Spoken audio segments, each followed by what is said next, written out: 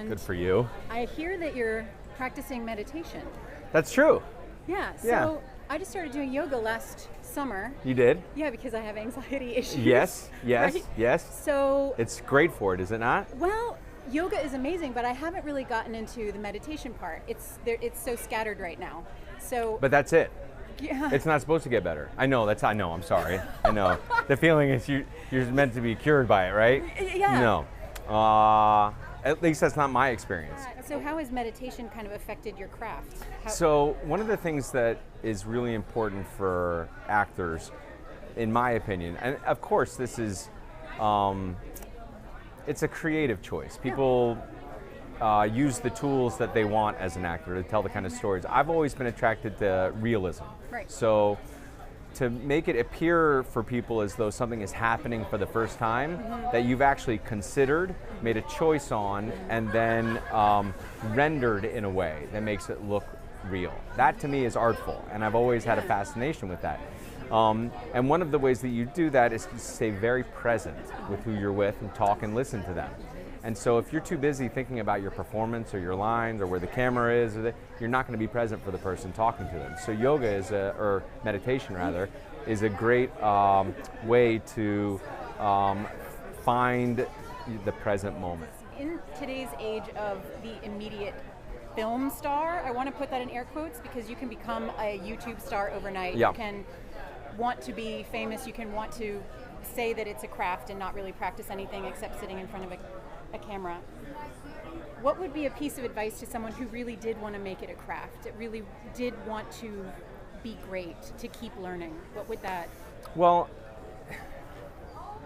a good teacher always helps. I had a teacher named Ron Van Loo at graduate school, and it was infuriating actually at the time because graduate school cost a ton of money, Yeah. and I was taking out student loans and going in debt, and his essential point was, I'm going to teach you how to understand how your instrument works, and then you get to decide how to use it.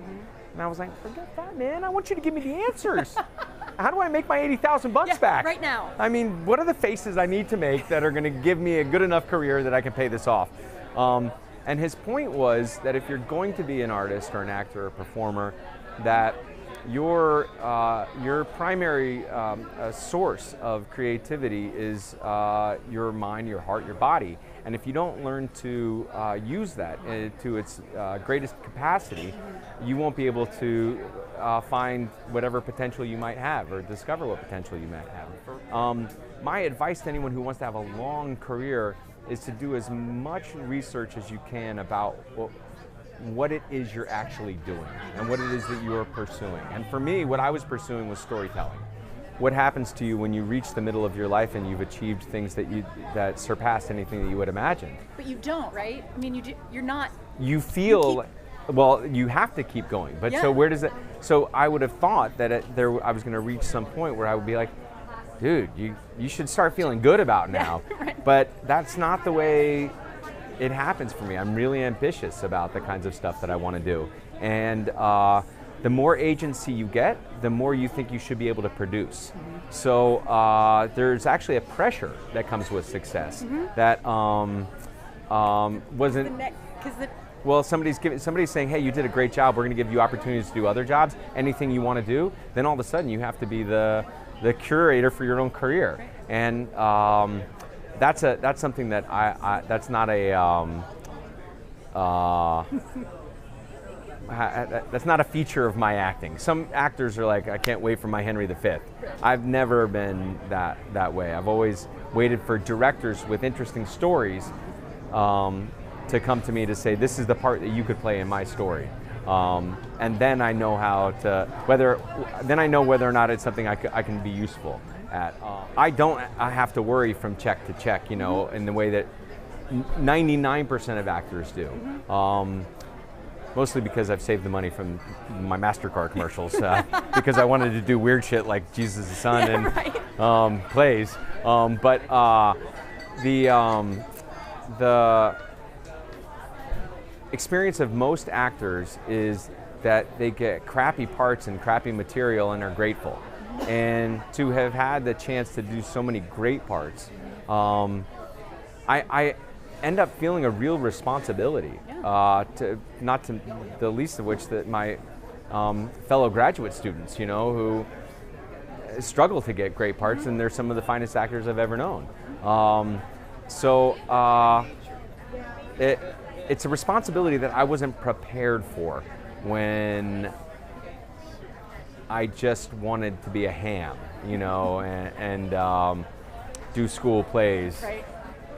You have a lot of issues as an artist with your ego, because you have to utilize your own creativity, and when people are appreciative of that, it can contort your view of yourself. It can amplify it. It can diminish it.